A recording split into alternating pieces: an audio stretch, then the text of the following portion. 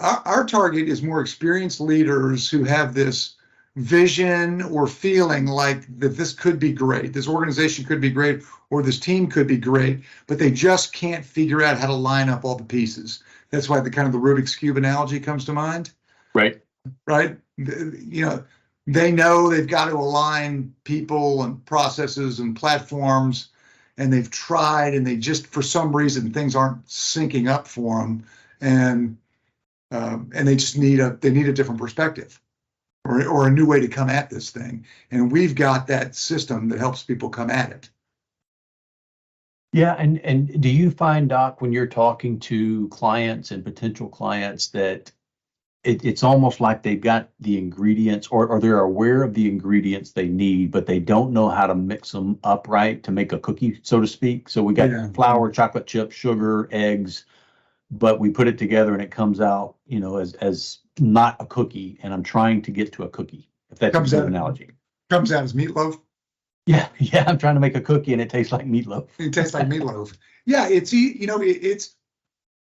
either all the, I love that ingredient analogy. It's, all the ingredients are there and they just don't know how to mix them, like you said, or they're missing an ingredient and they can't figure out what the missing ingredient is. So, to extend that analogy, we provide the recipe. Yes. Right. So you can actually figure out whether you're missing an ingredient, or whether you've just got the ingredients at the wrong quantity, or that you're sequencing the ingredients incorrectly. Right. So what we provide is the recipe. So you're not winging it. You don't have to figure it out yourself. Right. There is a recipe. You don't have to do this based on intuition or School of Hard Knocks or trial and error. Like, we will tell you the recipe, right? And then, and then we'll show you how to put it in the bowl. Right, and mix it. And then it becomes up to you to learn how to mix it with our guidance, and then they can continue, right? I mean, we're trying to teach them how to fish, not catch fish for them. Exactly, and I think that, like I said, our target is not brand new managers who just need the fundamentals of management. Our people have all got that. Our target is people that have tried lots of different things and haven't been able to quite bring it all together. Right. Those are our people, and they're frustrated by that inability to move from good to great. Right. We're again, our target market is probably, our ideal customer is not running a failing operation that needs triage. That's not us. Right. I mean, it could be us, but that's not as likely to be us as the manager that's got great intentions and great vision, great aspirations, and just haven't figured out how to spread it throughout the organization. Yeah, and I think it's indicated inconsistent KPIs. Sometimes there's turnover problems. Sometimes the morale is not where it needs to be, and those are real business impacts, right? This isn't a feel good kind of system that we're bringing them. This is a business improvement performance approach. So they bring in the knowledge of their industry, the knowledge of the company, the knowledge of the way they do things. And we say, look, put your things in this system, put your ingredients into our mixing bowl, and we'll show you how to take that next step and move forward. Yeah, exactly. They've got the subject matter expertise, right? They've got the industry knowledge. We don't. We don't. But what we do have is a universally effective recipe that will help them become excellent. Right. So we take their knowledge and their current state, and we help integrate that into our recipe, and the results are always positive. Always. I mean, it like we said, it's universal. It's not easy to do consistently and do it well, and that's part of the coaching that you and I provide, right? We'll walk with you on the journey, and it's going to be, there are going to be moments of moments of resistance and moments of frustration and all, and some big moments of self-reflection where you say, oh shit, I got to stop doing that, or I need to start doing something, right? So, and we are there to be co-pilots during that journey. Right. And So, lots of opportunities that are often missed to celebrate. absolutely. Right? It's the little wins. It's the person taking the next step. It's the person that's demonstrating ownership. That when I started with you, Mr. Customer, you said this guy was a jackass. Right. And now we've provided a better structure, a better approach, a better methodology. And now this person's taking steps. And in the past, that wouldn't have been a thing. And now we got to, hey, man, that's pretty awesome. John just did something pretty cool that he didn't used to do. We need to celebrate those things because that's the culture we need to reinforce.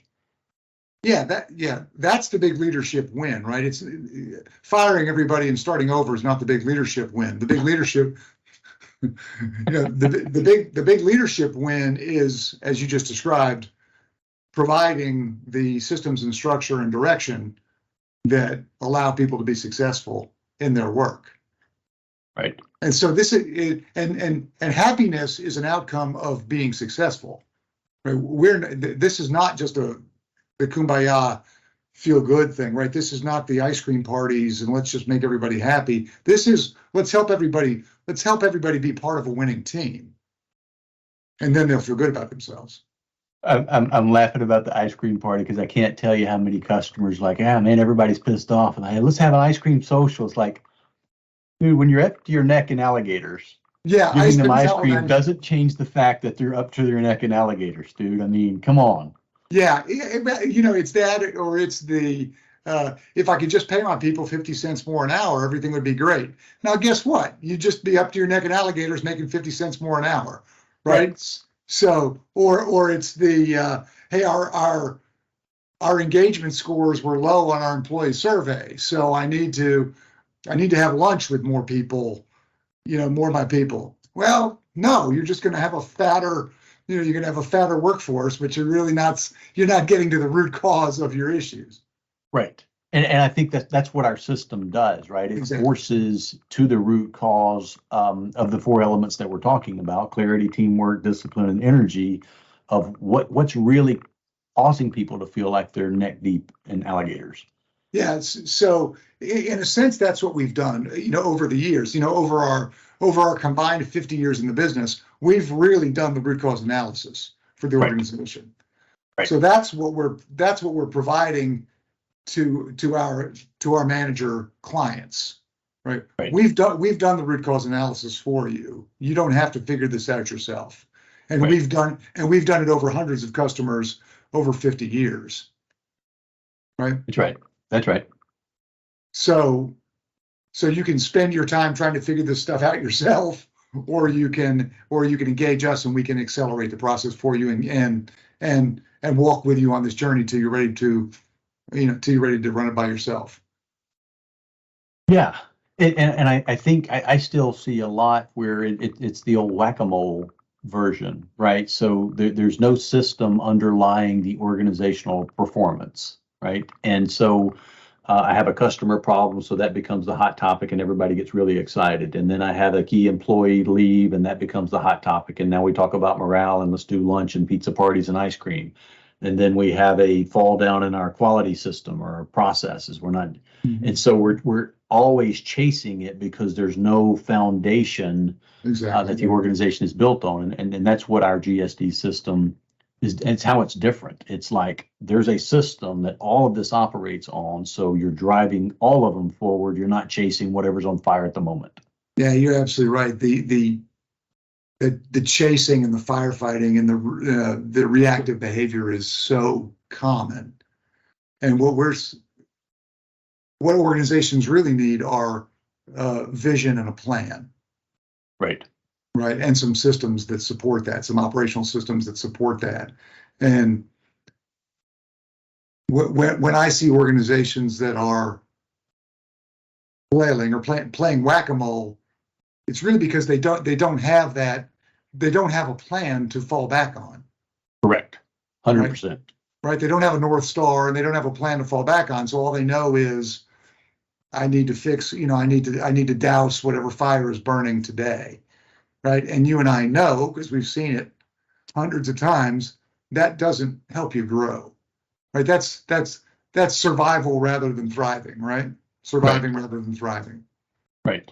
And you know, again, you and I've talked many times, Doc. In business, we're either growing or we're dying, right? There is no maintenance level of business. It's one or the other. It's binary, and the firefighting and chasing whatever's hot at the moment is just a recipe for trying to maintain, which means you're dying. Yeah, that's a great point, because businesses don't understand that when they're in the middle of it, right? They think that maintaining is maintaining. But the reality is, and you and I know this because of how long we've been in the business, maintaining doesn't guarantee your survival. No. Right? Because the rest of the world is growing and moving. Right. Right. So if all you're doing is holding on for dear life, you're eventually that's going to take you down a bad path. You'll be the next Blockbuster. Well, yeah, we can use Blockbuster, but I can think of lots of other organizations that you and I probably shouldn't talk about by name. But they had kind of decided that, mediocre, good was good enough, and they were just going to tread water. Well, eventually something happens in the market or within the large organization, and you become irrelevant at some point, right? Absolutely. Yeah. So again, the ideal client for us is the manager that wants to create something excellent and feels that need for, on behalf of their organization, right? They want to be the leader of something excellent because of the impact that has on the employees and the employees' families and the community and the customers, right? They want it for those good reasons. Right. There's an aspirational component that they're looking for. Yeah, and it's not self-aggrandizement. I mean, it's not about the leader. It's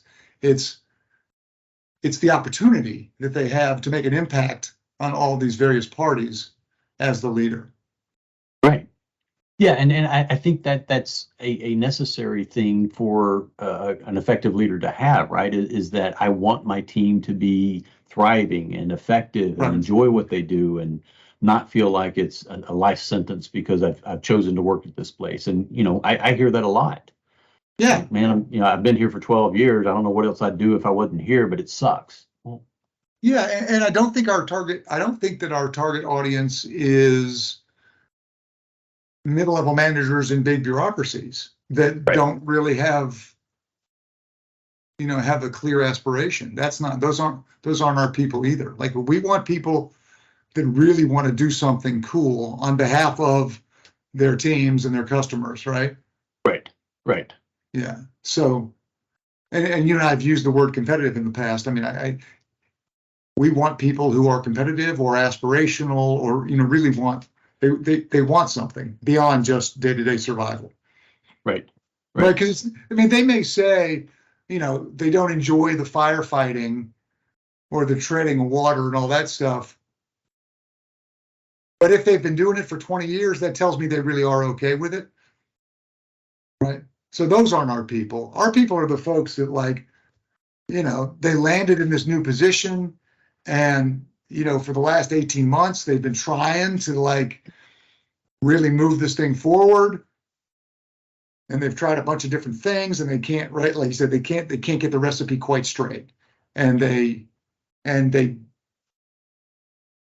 impatient on behalf of the organization, right? They want this thing to happen. So let me throw you a curveball, Doc. Sure. Is there an addictive nature to that firefighting because people celebrate and people pat me on the back and I get some kind of dopamine rush because I saved the day again? I've worked extra hours. I, bent the rules to make something happen. Is there a feedback loop that makes me feel good about myself if I'm a good firefighter? Oh, yeah. Yes, firefighting is definitely rewarded within too many organizations, right? It becomes it becomes prominent,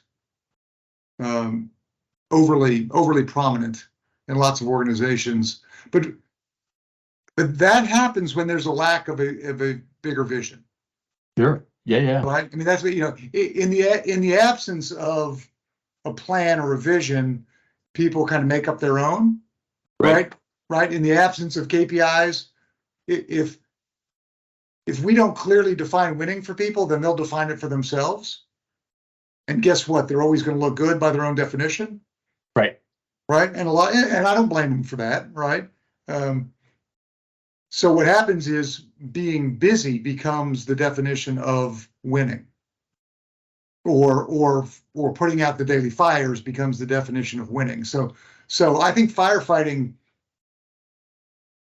becomes the norm in the absence of a larger vision or a larger plan. Right. Hmm. Yeah. Because you shouldn't be frustrated. Like a savvy leader is going to recognize that celebrating firefighting is not the way to go. Right. Because you get more of what you celebrate. Right. So your firefighters become arsonists, right? So they can put out the fire. But firefighters and arsonists are typically recognized more often than your continuous improvement folks. True. They're actually thoughtfully trying to figure out how to avoid the fires in the first place. Right. Yeah, you and I know that.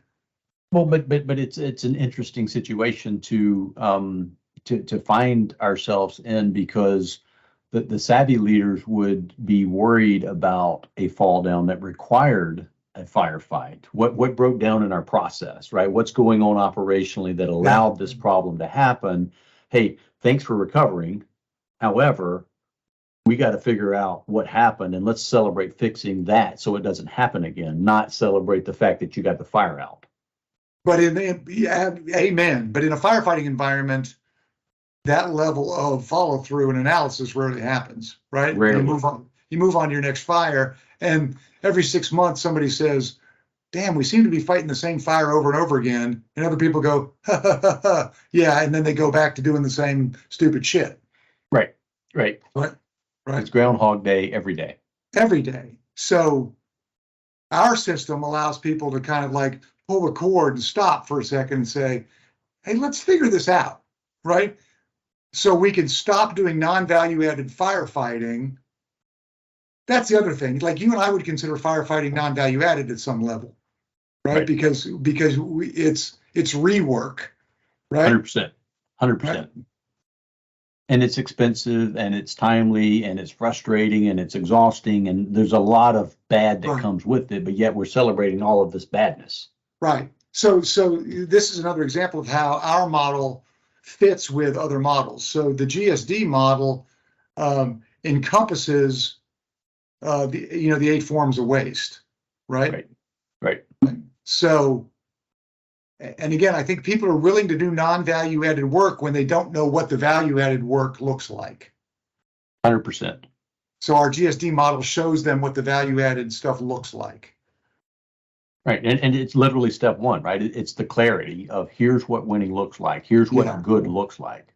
Right. And that stuff is hard. That clarity stuff is hard, right? Putting out fires is really, in the grand scheme of things, is easier than doing the hard, kind of forward-looking, unknown stuff. Right. So people gravitate to the tactical because the strategic is hard.